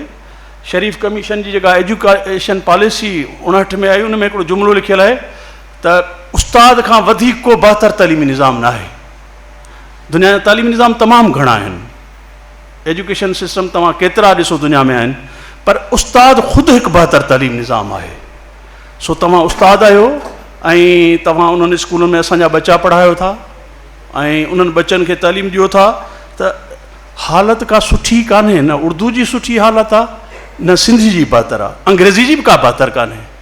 इहो वरी एजुकेशन जी हैसियत सां जेके रिसर्च रिपोर्ट्स अचनि थियूं, उहे जेकॾहिं तव्हां खणी ॾिसंदो, पंजाब गवर्नमेंट ब्रिटिश काउंसिल सां गॾिजी हिकिड़ो रिसर्च कई ऐं उन्हनि ब्रिटिश काउंसिल सां गॾु UK एड सां मुआदो करे पंजाब जे स्कूलनि में परवेज़ इलाही जे पोएं दौर में मीडियम ऑफ इंस्ट्रक्शन हुननि जेको आहे अंग्रेज़ी करे छॾी। 5 सालनि खां पोइ ख़ुदि ब्रिटिश काउंसिल, उनजी तव्हां गूगल ते रिपोर्ट पई आहे, पढ़ी ॾिसो, उन ब्रिटिश काउंसिल खे त हीअ त उन्हनि उस्तादनि खे पढ़ाइणु कान थी अचे, उहा लर्निंग इन्वायरमेंट बि कान्हे ऐं उन जा बहितर नतीजा कोन था निकिरनि, न को ॿार था सिखनि, न को उस्ताद था पढ़ाए सघनि। 5 सालनि खां पोइ रिवाइज़ करे वरी उर्दू ॾांहुं उन्हनि फ़ैसिलो कयो ऐं उहा पूरी रिपोर्ट जेको आहे ब्रिटिश काउंसिल जी पई आहे। त अहिड़ा तजुर्बा असां वटि थिया आहिनि। हिते असां ॾिसूं असर जी रिपोर्ट्स आहिनि, एजुकेशन असेसमेंट सालियानी असर जी रिपोर्ट ईंदी आहे, हर साल लॉन्च थिए थी। अफ़सोस जी ॻाल्हि आहे त उन में जेका असां वटि अंग अखर अचनि था, उन में ॾिसूं था त असांजो 5 दर्जे जो ॿारु आहे, उहो पब्लिक बि आहे, प्राइवेट बि आहे, ॿिन्ही सेक्टर में करे थी। इदारा तालीम आगाही ऐं असर वारा गॾिजी जेका रिपोर्ट हर साल लॉन्च था कनि पूरे पाकिस्तान में, पूरे साउथ एशिया जूं बि रिपोर्टूं अचनि थियूं, इंटरनेशनल बि अचनि थियूं, पर उन रिपोर्ट में वाज़े नमूने सां जेके फाइंडिंग्स अचनि थियूं त असांजो 5 दर्जे जो ॿारु 3 दर्जे जा जुमिला, नंढियूं आखाणियूं या स्टोरीज़, नज़्म नथो पढ़ी सघे। उनजी परसेंटेज तमामु घणी आहे। ईअं अंग्रेज़ी जी बि हुननि ॾिनी आहे, ईअं उर्दू जी बि हुननि ॾिनी आहे, ईअं हुननि पश्तो जी बि ॾिनी आहे। सो असांखे ओवरऑल क्वालिटी एजुकेशन खे बहितर करिणो आहे, उन सां गॾोगॾु सिंधी ज़बान जी सिख्या खे बहितर करिणो आहे। हाणे अचूं था स्पेसिफिक, ही अॼोको जेको इवेंट आहे, जेको सिंधी लैंग्वेज अथॉरिटी ही जेको तहरीक वरितो आहे ऐं असांजे तइलीम खाते गॾिजी उन सिलसिले में कोशिशूं वरितियूं आहिनि, त जॾहिं हिते लैंग्वेज अथॉरिटी में चेयरमैन जे हुन में एजुकेशन डिपार्टमेंट ऐं ॿियनि सभिनी एजुकेशन सां गॾु गॾिजाणी थी, त उन में चयो त असां हिननि खे तरबियत ॾियणु था घुरूं। असां चयो त उन्हनि खे जिन मज़मूननि में असां तरबियत ॾियूं था, त उन्हनि खां मालूम त कयूं, असां जेको मटीरियल डेवलप कयूं, मवाद ॾियूं, जेका ट्रेनिंग कयूं, उहा उन्हनि जी नीड बेस्ड हुजे, उन्हनि जे ज़रूरत जे मूजिबि हुजे, त हुननि खे हुननि जे लाइ डिफ़िकल्ट एरियाज़ कहिड़ा आहिनि। इन हवाले सां ई अॼोकी आहे। इन सां गॾोगॾु असांजे स्कूल्स में, तव्हांजे स्कूल्स में, कुझु स्कूल्स में असांजा साथी बि आया हूंदा जिन कुझु स्टूडेंट्स खां, छाकाणि त उस्ताद पढ़ाए थो, स्टूडेंट्स खे कहिड़ी डिफ़िकल्टी आहे, त इहे जीअं फाइंडिंग्स ईंदियूं, इहे जीअं नतीजा ईंदा, त हीअ मसइला ऐं ॿियो अॼु तव्हां असांखे जेका रहनुमाई कंदो, उन जी रोशनी में ई ट्रेनिंग प्लान थींदी। उहा ट्रेनिंग प्लान थींदी ऐं पोइ अॻिते हली जेको आहे ही जेके बि असांजा इशूज़ अचनि था, यकीनन अॼु ईंदा तव्हां उन में बस में कंदो तव्हांजे प्रोफॉर्मेंस में बचनि था उन्हनि खे असां बहितर नमूने सां हल करण जी पोज़ीशन में थींदासीं। सवाल इहो आहे त ॿोली जबर जे ज़रिए नाफ़िज़ नथी थी सघे का बि ॿोली। ॿोलियूं जेके आहिनि उहे मुहबतुनि सां कोशिश सां जाखोड़ सां ऐं हिक ॿिए खे सम्झाइण सां जेको आहे अॻिते वधी सघनि थियूं। सो हीअ इन नमूने सां असां जेकॾहिं कंदासीं का ॿोली अंग्रेज़ी भली तव्हां जेकॾहिं ॿार खे लाज़मी ॾिसो सिंध में तव्हांजे स्कूलनि जी मीडियम ऑफ इंस्ट्रक्शन अंग्रेज़ी स्कूल बि आहिनि पर वॾे तइदाद में मीडियम स्कूल्स गवर्नमेंट जा तोड़े प्राइवेट सेक्टर जा उहे सिंधी मीडियम आहिनि उर्दू मीडियम आहिनि। त हाणे असांखे मीडियम ऑफ इंस्ट्रक्शन में जेकॾहिं ॿार जेके ॿारनि जी जिन जी पढ़ण जी महारत ॿुधण जी सघ जेके स्किल्स आहिनि लैंग्वेज जा लिखण जी ऐं उन्हनि जी ॻाल्हाइण जी जेकॾहिं महारतूं उन जूं पंहिंजी ॿोली में नंढी लेवल ते जेकॾहिं मज़बूत आहिनि त उहे अॻिते हली मथे चङे नमूने सां वधी सघनि था। सो सिंधी ॿोली जो टेक्स्ट बुक्स कुझु मौजूदु आहिनि निसाब मौजूदु आहे।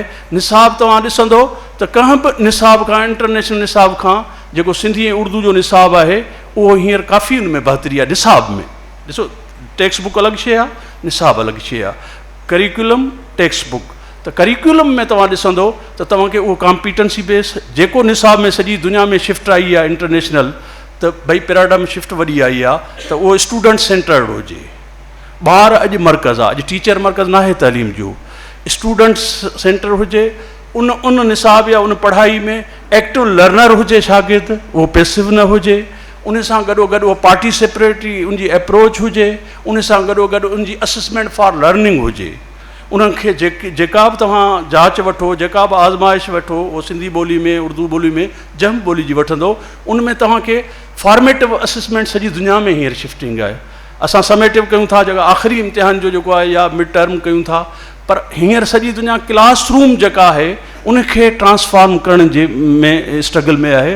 त असां उन फॉर्मेटिव असेसमेंट में असांजी स्कीम ऑफ स्टडीज़ में बि असांजे करिकुलम में बि इहा शइ वाज़े मौजूदु आहे त तव्हां 30% फॉर्मेटिव असेसमेंट खे ॾियो ऐं फॉर्मेटिव असेसमेंट खे पंहिंजे हुनजो हिसो बनायो पंहिंजो उन्हनि समेटिव सां गॾु तॾहिं ॿार ऐं उस्ताद जेको आहे उहे शयूं लिंक कंदा। सो हीअ तव्हांजे लाइ सिंधी ॿोली अथॉरिटी हिकिड़ी सुठी अपॉर्चुनिटी ॾिनी आहे। मुंहिंजे ख़्याल में असांजा ओनर्स बि हिनखे वेलकम कंदा जेके मालिक आहिनि। असांजो एजुकेशन डिपार्टमेंट त आॾो ई आॾो आहे सिंधी लैंग्वेज अथॉरिटी बि अॻिते आहे मुक़्तदरा क़ौमी ज़बान बि हाज़िर आहे। त मुंहिंजे ख़्याल में असां सभु गॾिजी हीअ पहिरियों मरहलो तव्हांजी नीड अॼु असांखे ख़बर पइजी वेंदी तव्हांजी डिस्कशन मां हीअ प्रोफार्मा उन्हनि जे भरण मां ऐं उनखां पोइ तव्हांजो मटीरियल डेवलप थींदो ऐं पोइ जीअं इसाक़ साहब ॿुधायो त सखर हैदराबाद में पहिरें मरहले में कराची में असांजूं ट्रेनिंग्स शुरू थींदियूं। सो मुंहिंजे ख़्याल में इहो शयूं काफ़ी आहिनि जिन ते वधीक जेको आहे जीअं मटीरियल ईंदो ऐं तव्हांजो डिस्कशन थींदो त उन्हनि शयुनि ते वधीक गुफ़्तगू कंदासीं। महिरबानी तव्हांजी। सची ॻाल्हि त इहा आहे त जॾहिं मां इहा ॻाल्हि ॿुधी पए इदरीस साहिब जी त ज़िंदगी का जामिद न आहे ऐं ज़िंदगी सिख्या जो न ख़तमु थींदड़ सफ़र आहे। रोज़ नयूं तब्दीलियूं अचनि पियूं ऐं रोज़ नवां इस्तिलाह नवां मौज़ू नवां मज़मून ऐं नवां तरीक़ा ईजाद थी रहिया आहिनि। सॼी ॻाल्हि इहा आहे त असां में केॾी ज़ाती ज़िम्मेवारी खे सम्झण जी सलाहियत आहे। हीअ सभु कुझु जेको ॻाल्हाए रहिया आहियूं इहो ज़ाती ज़िम्मेवारीअ जी कमी जे करे जंहिंजे करे ॿोलियुनि जे विच में ख़ासि तौर ते माउ ॿोली जे विच में विथी पई अचे। ऐं इहो ॿुधाईंदे मूंखे ख़ुशी पई थिए त सिंधी ॿोलीअ जे हिन सफ़र में जेके बि तालीमी निजी ऐं गवर्नमेंट जा इदारा आहिनि सदाईं असां सां सहकारी रहिया आहिनि। चाहे कहाणी जा सेशन्स हुजनि चाहे ॿोली जी सिख्या जा असां कंहिं बि तौर ते हिक ॿिए खां परे न रहिया आहियूं। ऐं ख़ासि तौर ते निजी स्कूलनि जे हवाले सां मां ॻाल्हाईंदसि त मुख़्तलिफ़ दौरनि में इहो सरकार जो सिलसिलो जारी रहियो ऐं अॼु मां गुज़ारिश कंदसि मोहतरमा नुसरत सेतो साहिबा खां जंहिंसां असांजो पुराणो वास्तो बि रहियो आहे तालीमी सफ़र में director private schools Hyderabad region मां खेनि गुज़ारिश कंदसि त हू हिते अचनि ऐं हिन अॼु जे प्रोग्राम जे हवाले सां या मजमूई तौर ते अव्हांखे आगाह कनि। बिस्मिल्लाहिर्रहमानिर्रहीम। मानवारा अदा इसहाक़ समेजो साहब चेयरमैन सिंधी लैंग्वेज अथॉरिटी, अदा इदरीस जतोई साहब एडिशनल डायरेक्टर अदी शबनम गुल सेक्रेटरी, अदा हारून लगारी साहब डायरेक्टर टीचर ट्रेनिंग, डायरेक्टोरेट में आयल असांजा मॉनिटरिंग ऑफिसर पीर राहिल साहब, तमाम एसोसिएशन हैदराबाद रीजन जा आयल नुमाइंदा ऐं तमाम काबिल एहतराम टीचर्स, अस्सलाम वालेकुम। सब खां पहिरियां त मां शुक्रगुज़ार आहियां तव्हांजी त तव्हां हमेशह जीअं असांजी हिकिड़ी कॉल ते कोऑपरेट करे ऐं जिथे तव्हांखे सॾींदा आहियूं तव्हां उते पहुची वेंदा आहियूं।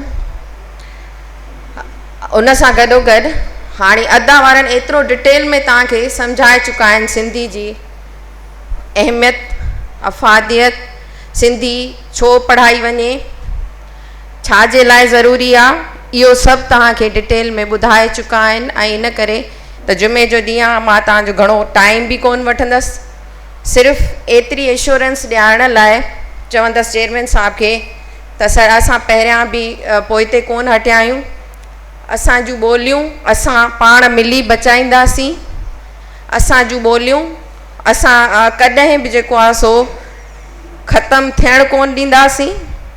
हीअ असांजो आइन आहे, हीअ असांजो कानून आहे। ऐं तव्हांखे ख़बर आहे त इदारनि में असां जॾहिं बि विज़िट ते ईंदा आहियूं त असांजी प्रायोरिटी असांजूं लैंग्वेज हूंदियूं आहिनि। लैंग्वेजिस में उर्दू बि सिंधी बि। इहो न आहे त असां चाहियूं था त सिंधी पढ़ाई वञे ऐं उर्दू न पढ़ाई वञे, त इहो कॉन्सेप्ट बिल्कुलु ग़लति आहे। उर्दू खे बि ओतिरी अहमियत आहे जेतिरी सिंधी खे आहे। पर थोरा कुझु मिसाल अहिड़ा आहिनि जो असां ॿार जेके असांजा स्कूल वञनि था नंढड़ा, उहे बि उर्दू जल्दी सिखी था वञनि, पर सिंधी में शायदि उन्हनि खे वधीक ॾुखियायूं थियूं थियनि। त इवन मां पंहिंजो मिसाल ॾींदसि, मुंहिंजी बेबी बि स्कूल में हूंदी आहे त उनखे बि सिंधी लिखण में वधीक डिफ़िकल्टी थींदी आहे। ऐं उहो ई नुक़्तनि जो, ज़ेर ज़बर जो, पेश जो, उचार जो मक़सदु जेको बि ॿार खे सम्झाइणो आहे, जीअं अदा तव्हांखे सम्झायो त हीअं न ॻाल्हाइबो, ईअं ॻाल्हाइबो, त उहे शयूं ॿारनि में अचनि पियूं। त इहा लैंग्वेज खे दुरुस्त तरीक़े सां पढ़ायो वञे, सिर्फ़ु पढ़ायो न वञे, सिर्फ़ु फॉर्मेलिटी कोन्हे का, दुरुस्त तरीक़े सां जेका असांजी ॿोली किताबनि में लिखियलु आहे उन तरीक़े सां, उन तरतीब सां, उन उचार सां पढ़ाइणु तमामु इदारनि जी रिस्पॉन्सिबिलिटी आहे। मुंहिंजे ख़्याल में त हाणे वधीक तव्हांजो टाइम आहे ऐं तव्हांजी जेके बि तव्हांजा क्वेश्चन्स, तव्हांजा सुवाल आहिनि, तव्हांखे ॾुखियायूं आहिनि, उहे तव्हां ॿुधाए सघो था, तव्हां ॻाल्हाए सघो था। वंस अगेन ऐं मां तव्हांखे अदा इहा एश्योरेंस ॾियारियां थी, ख़ातिरी ॾियारियां थी, सॉरी असांखे बि इहो मिक्सचर करण जो थोरो थी वियो आहे त सिंधी ऐं इंग्लिश ई पिया मिक्स कंदा आहियूं, पर असांजा इदारा तव्हांजे साम्हूं आहिनि, तव्हांजी पहिरीं कॉल ते अची विया आहिनि ऐं तव्हां जिथे बि चवंदा असांजो सहकार तव्हां सां गॾु हूंदो, असांजा इदारा तव्हां सां गॾु हूंदा ऐं हर ट्रेनिंग में पार्टिसिपेट कंदासीं ऐं इन मिशन खे अॻिते खणी हलंदासीं। Thank U very much. सिख्या जो सफ़र तमामु घणो ज़रूरी आहे ऐं जीअं सिंधी ॿोली जी ॻाल्हि कंदासीं, उर्दू ॿोली जी ॻाल्हि कंदासीं, असां माउ ॿोलियुनि जी ॻाल्हि था कयूं, दुनिया जी हर माउ ॿोली असांजे लाइ अहम आहे ऐं असांजे दिलि में उन जे लाइ इज़त आहे। ॿोलियूं कीअं असां सिखंदा आहियूं? गुफ़्तगू सां, मुकालमे सां, हिक ॿिए सां ॻाल्हाइण सां, ॿियो वरी किताब पढ़ण सां। ॿोली जी सिख्या, असां बि जॾहिं ॿोली पढ़णु सिखी त ॿोलीअ जी सिख्या तॾहिं सिखी जॾहिं असां किताब पढ़ा। जंहिं बि ॿोली खे सिखणु चाहियो था उन ॿोली में किताब ज़रूरु पढ़ंदा कयो ऐं हिकु मस्बत मुकालमो। अॼुकल्ह जे माहौल में तव्हां ॾिसो पिया मनफ़ियत घणी अची वई आहे, मनफ़ी ॻाल्हियूं घणियूं, पर जेको मस्बत मुकालमो आहे उहो जेकॾहिं वेही पाण में ॻाल्हाइजे ॿारनि सां, या जेको डायलॉग जेके चऊं मुकालमो स्कूल में, हुन सां बि ॿारु घणो कुझु सिखी सघे थो। हाणे मां इन प्रोग्राम खे अॻिते वधायां थी। भाउ असांजो मोहतरम हारून लिगारी साहब अची विया आहिनि, additional director teacher training Sindh, ऐं मां खेनि गुज़ारिश कयां थी त हू हिते अचनि। सीनियर आहिनि ऐं खेनि हिन शोबे जो काफ़ी तजुर्बो आहे, असां सां सुठियूं ॻाल्हियूं वीचारींदा, ज़रूरु वंडींदा। मां खेनि गुज़ारिश कंदसि त अचनि मोहतरम हारून लिगारी साहब। बिस्मिल्लाहिर्रहमानिर्रहीम। हिन हाल में वेठल मुंहिंजा कुलीग साईं मोहम्मद इसाक समेजो साहब, चेयरमैन हिन अथॉरिटी जा, ऐं अदी शबनम गुल ऐं असांजी डायरेक्टोरेट स्कूल प्राइवेट स्कूल जे डायरेक्टर ऐं साईं इदरीस साहब ऐं मुंहिंजा कुलीग जेके हिन हाल में मौजूदु आहियो। अॼु असां जेके गॾु थिया आहियूं हिते उन जो पस मंज़र साईं यकीननि साईं एसाक समय जे हिसाब तव्हां सां शेयर कयो हूंदो। ऐं आउं जेॾीमहिल आयुसि त इदरीस साहब तव्हां सां जेके बे रियाज़ आहिनि, जेके डिफ़िकल्टीज़ आहिनि, मुश्किलातूं आहिनि, उन्हनि ते इदरीस साहब रोशनी विधी। आउं जंहिं इदारे में कमु कंदो आहियां उहा आहे Sindh teacher education development authority. हिन अथॉरिटी जो मक़सदु आहे त जिते जिते असांजे इदारनि में जेके सब्जेक्ट आहिनि टीचर्स जे हवाले सां, उस्तादनि जे हवाले सां, उन्हनि जी जेके नीड जे बुनियाद ते, ज़रूरत जे बुनियाद ते जेके कमियूं आहिनि, उन्हनि कमियुनि खे महसूसु कंदे उन्हनि लाइ तरबियती हिकिड़ा प्रोग्राम तय करणु ऐं उनखे ॿियनि इदारनि सां गॾिजी इंश्योर यकीनी बनाइनि। सो इन हवाले सां असांखे असांजे मिनिस्टर साहब साईं सरदार शाह साहब, असांजे सेक्रेटरी साहब असांखे इहे डायरेक्टिव ॾिना त तव्हां पाण में गॾिजी वियो ऐं वेही करे जेको अॼु सिंधी ॿोली जो मसइलो आहे असांजे गवर्नमेंट सेक्टर में, उते जेके उस्ताद आहिनि उन्हनि जी सिख्या जा इदारा बि मौजूदु आहिनि ऐं उन्हनि लाइ प्रोग्राम वक़्तु वक़्तु थींदा रहंदा आहिनि।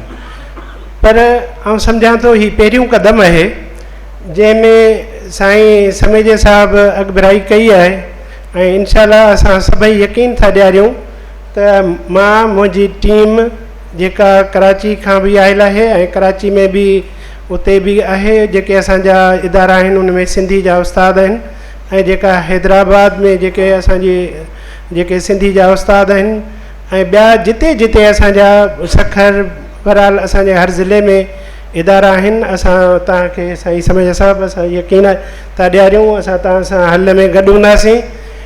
ऐं मूं इन सपोर्ट लाइ असांजे हिन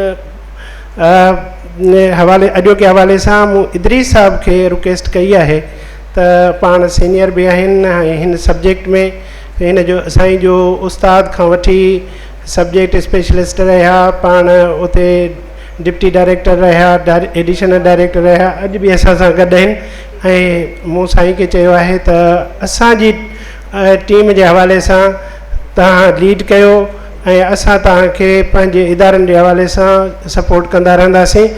हाणे ॻाल्हि इहा आहे, हिन ते सभिनी साथियुनि हिन ते रोशनी बि विधी आहे अॼु जे मसइले ते। तव्हां ॾिसो त अख़बारूं, आउं पाण जॾहिं नंढड़ो हूंदो हुउसि त ॻोठ जा वॾड़ा असांखे सॾु करे चवंदा हीअ अचो अख़बार पढ़ी ॿुधायो। तव्हां एतबार कयो त असां उन्हनि सां गॾु वेंदासीं ऐं उहे वॾड़ा ॾाढो ख़ुशि थींदा त असां उन्हनि खे अख़बार पढ़ी था ॿुधायूं। अॼु असांजे नंढड़नि ॿारनि खे जेके 3, 4, 5 जा आहिनि उन्हनि खे अख़बार त परे रही, पर जीअं इदरीस साहब ॿुधायो त जेका असर जी रिपोर्ट आहे या सेठ जी रिपोर्ट आहे, जेका IBS अखर जेका हिसाब उहा अचीवमेंट टेस्ट वठंदी आहे, उन्हनि जूं रिपोर्टूं आहिनि। उन्हनि ॿारनि खे 5 क्लास वारनि खे 3 क्लास जे मज़मून खे सही तरीक़े सां पढ़ी नथा सघनि। हाणे हींअर असां नंढड़ो हिकिड़ो तव्हांखे मिसाल ॿुधायूं, थी सघे थो इदरीस साहब ने ते रोशनी विधी हुजे। असां हिकिड़ो पाण हिते वेठासीं, हिकिड़ो क्वेश्चनायर, हिकिड़ो सवालनामो असां डेवलप कयोसीं। पहिरीं मीटिंग थी हुई साईं वटि, उन खां पोइ साथियुनि उहो तयारु कयो ऐं खणी विया चंद स्कूलनि में। जॾहिं खणी विया त उन्हनि में जेके कुझु एॾा वॾा ॾुखिया लफ़्ज़ बि कोन हुआ, पर 30, 29 जेके लफ़्ज़ उन्हनि उन में शामिलु कया त काफ़ी ॿार उहे लफ़्ज़ ओतिरे टाइम में पढ़ी बि कोन सघिया, उचारे बि कोन सघिया। उन खां पोइ वरी जेका उहा हिकिड़ो जेको सैंपल हुयो उहो सफ़ा मिनिमम स्केल ते हो, त उन में जॾहिं ॾिठोसीं त असांजे उस्तादनि ॿुधायो त बैत बि सही तरीक़े सां न पढ़ी सघिया आहिनि। हाणे चवण जो मक़सदु इहो आहे त असां सभई गॾिजी हीअ मूंखे अॼु ॾाढी ख़ुशी थी आहे। मूं सम्झो त एतिरा असांजा सिंधी जा उस्ताद प्राइवेट स्कूलनि में जा एतिरा शायदि न हुजनि, पर ऐं असांजी जेका भेण आहे डायरेक्टर प्राइवेट स्कूल जी एजुकेशन जी, उनजो वॾो थोरो ई थो आहियां त तव्हांखे हिते शामिलु कयो अथनि। ऐं यकीननि अॼु हिते आउं सम्झां थो त काफ़ी वेठा आहिनि। रियाज़ी में हिकिड़ी प्रोग्रेशन हूंदी आहे त जेकॾहिं हिकिड़ो कंहिंखे 5 खे सही पढ़ाए 25 खे पढ़ाइनि उहे 25 625, त अॼु आउं सम्झां थो त असां 100-150 जेको हीअ वेठा आहियूं त हीअ असांखे जेको 5000 जो टारगेट मिलियो आहे, यकीननि असां थोरे वक़्त में इहो तय कंदासीं। ऐं सही तरीक़े सां असां सभई ज़िम्मेवार हुजूं ऐं इहा असां पंहिंजी ज़िम्मेवारी महसूसु कयूं त इनशा अल्लाह ताला त असां इहे असांजा जेके ॿारड़ा आहिनि, मुंहिंजो पंहिंजो तव्हांखे ॿुधायां, मुंहिंजो पुटु जॾहिं नंढड़ो पढ़ंदो हो त जॾहिं हेठियुनि क्लासनि जी त पंहिंजी जॻह ते, पर 9th ऐं 10th में 9th 10th क्लास में आयो त पोइ कॾहिं कॾहिं इदरीस साहिब खे फ़ोन करे बि चवंदो हो त चाचा मूंखे हीउ ॿुधायो त हिन जी माना छा थींदी, हीउ लफ़्ज़ कीअं लिखिबो। मूं पाण उन खां पुछियो ॿोली सिंधी उर्दू जेके बि ॿोलियूं आहिनि, इवन एसि ताईं अरबी, तव्हां किथे हर ॿोली जी पंहिंजी पंहिंजी अहमियत आहे। हाणे असांजी तव्हां पाण ॾिठो आहे, सभई असां अख़बारूं पढ़ूं था, असां जेको हाल ॾिठो आहे, हींअर इदरीस साहिब बि ॻाल्हि कई, अदी बि ॻाल्हि कई, त असां लाइब्रेरियुनि में वञण ई छॾे ॾिनो आहे। असां लाइब्रेरियुनि जो इस्तेमालु करण ई छॾे ॾिनो। मुंहिंजो टीचर ट्रेनिंग इंस्टीट्यूशन तारीख़ी इदारो आहे, 1856 जो इदारो आहे। मूं जॾहिं आउं हिते आयुसि त मूं जेका हालत ॾिठी, एतबार कयो त मूंखे पाण खे ॾुख थियो। इदरीस साहिब मूंखे सुवालु कयो, चई त ॿियो न भला हिन इदारे खे त ठाहे वञो। मूं चयो तव्हांजो ताउन रहंदो। हाणे ॿ ॾींहं अॻे जॾहिं असां हुते वेठा हुआसीं, हिकिड़ो असांजो उस्ताद हो, उहो ॿिए हंधि डेपूट थियल हो। मूं चयो तव्हां अचो ऐं अचो हिन लाइब्रेरी खे संभालियो। हाणे असां कोशिशि त कयूं था, पर तव्हांखे इहा मुंहिंजी इल्तिजा हूंदी त तव्हां महिरबानी करियो लाइब्रेरियुनि में वञो, उते किताब खणो ऐं उहे किताब जेकॾहिं पढ़ंदव त तव्हांजी स्किल डेवलपमेंट थींदी, स्किल डेवलप। अदरवाइज़ इहे शयूं इहे ॾाढियूं मुश्किल आहिनि जेके असां लाइ, छाकाणि त लाइब्रेरियूं ई जेके आहिनि इहे जेके इदारनि सां गॾु आहिनि, इन्हनि में ई असांजी जेके महारतूं असां पंहिंजूं वधाए सघूं था। ॿियो हीअ असां इनशाला कोशिशि कंदासीं जेके साईं 3 जॻहियुनि ते इदारा जेके सेंटर ठाहिणु वञे पियो, उन सपोर्ट सां असां अॻिते वधंदासीं। तव्हां सभिनी जी वॾी महिरबानी। ऐं हाणे टाइम बि थोरो रहियो आहे ऐं उन में तव्हांखे जेको सुवालनामो सां हींअर ॾींदा, उन ते जेके बि तव्हांजा सुवाल हूंदा, इनशाला यकीननि हीअ असांजी जेका टीम वेठी आहे उहा तव्हांखे उन्हनि जा जवाब बि ॾींदी।